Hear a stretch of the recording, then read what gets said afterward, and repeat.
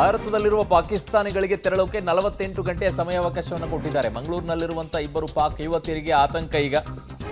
ಮಂಗಳೂರಿನ ಇಬ್ಬರು ಯುವಕರನ್ನ ವಿವಾಹವಾಗಿದ್ದಾರೆ ಯುವತಿಯರು. ಇಂಟರಿಮ್ ವೀಸಾ ಪಡೆದು ಭಾರತಕ್ಕೆ ಯುವತಿಯರು ಬಂದಿರೋದು. ಭಾರತದಲ್ಲಿರುವ ಪಾಕಿಸ್ತಾನಿಗಳಿಗೆ ತೆರಳುವುದಕ್ಕೆ 48 ಗಂಟೆಯ ಗಡುವನ್ನು ನೀಡಿದ್ದಾರೆ. ಮಂಗಳೂರಿನಲ್ಲಿರುವಂತಹ ಇಬ್ಬರು ಪಾಕ್ ಯುವತಿಯರಿಗೆ ಆತಂಕ ಇದೆ. ಕಾರಣ ಅವರು ಮಂಗಳೂರಿನಲ್ಲಿರುವಂತಹ ಇಬ್ಬರು ಯುವಕರನ್ನ ವಿವಾಹವಾಗಿದ್ದಾರೆ. ಇಂಟರಿಮ್ ವೀಸಾದಲ್ಲಿ ಅವರು ಬಂದಿರುವಂಥದ್ದು.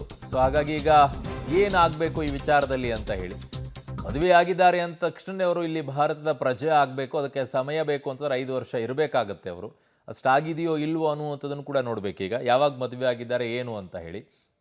ಇಲ್ಲಿ ಪ್ರಜೆ ಆಗಬೇಕು ಅಂತಂದರೆ ಮಿನಿಮಮ್ 5 ವರ್ಷ ಆದರೂ ಕೂಡ ಈ ದೇಶದಲ್ಲಿ ವಾಸವಾಗಿರಬೇಕಾಗತ್ತೆ. ಇಂಟರಿಮ್ ವೀಸಾದಲ್ಲಿ ಬಂದಿದ್ದಾರೆ ಅವರು, ಹೋಗಬೇಕಾ ಅವರು ಇಲ್ವಾ, ಈಗ ಒಂದಿಷ್ಟು ಆತಂಕ ಕೆಲವರಲ್ಲಿದೆ. ನನ್ನ ಸಹೋದ್ಯೋಗಿ ಮಂಗಳೂರಿನಿಂದ ಸುಕ್ಪಾಲ್ ನನ್ನ ಸಂಪರ್ಕಕ್ಕೆ ಸಿಗ್ತಾ ಇದ್ದಾರೆ. ಸುಕ್ಪಾಲ್, ಇಂಟರಿಮ್ ವೀಸಾದಲ್ಲಿ ಬಂದಿದ್ದಾರೆ ಅನ್ನೋದಾದರೆ, ಮದುವೆ ಆಗಿದ್ದಾರೆ ಅನ್ನೋದಾದರೆ, ಯಾವಾಗ ಮದುವೆ ಆಗಿದ್ದಾರೆ, ಎಷ್ಟು ವರ್ಷಗಳಾಯಿತು, ಏನಂತೆ ಈಗ ಪ್ರೊಸೀಜರ್ಸ್ಗಳು ಏನಂತೆ ಈ ವಿಚಾರದಲ್ಲಿ?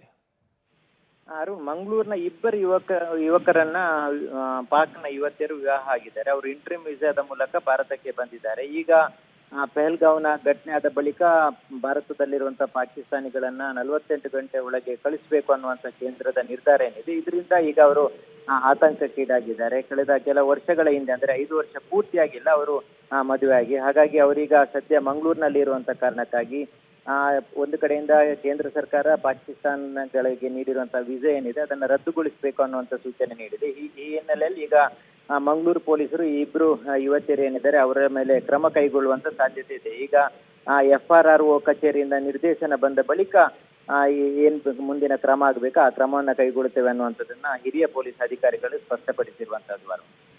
ಓಕೆ ಸುಪಾಲ್, ನಿಮ್ಮೆಲ್ಲ ಮಾಹಿತಿಗೆ ಧನ್ಯವಾದಗಳು. ರಕ್ತ ಪಿಪಾಸುಗಳ ವಧೆ ಯಾವಾಗ ಅಂತ ಇಡೀ ದೇಶ ಕೇಳ್ತಾ ಇದೆ. ಏನು ಕ್ರಮ ತೆಗೆದುಕೊಳ್ಳುತ್ತೆ ಕೇಂದ್ರ ಅನ್ನುವಂಥದ್ದನ್ನ ಇಡೀ ದೇಶ ಕೇಳ್ತಾ ಇದೆ. ಆಮೇಲೆ ನಾವು ಕೇಳಿ ಬರ್ತಾ ಇದ್ವಿ, ಅಲ್ಲಿ ತುಂಬ ಹೇಳ್ತಾ ಇದ್ರು, ಅಲ್ಲಿ ಯಾಕೆ ಯಾರು ಕೂಡ ಇರಲಿಲ್ಲ, ಅಷ್ಟೊಂದೆಲ್ಲ ಆದಾಗಲೂ ಕೂಡ ಯಾಕೆ ಸೆಕ್ಯೂರಿಟಿ ಇರಲಿಲ್ಲ ಅಂತಂದರೆ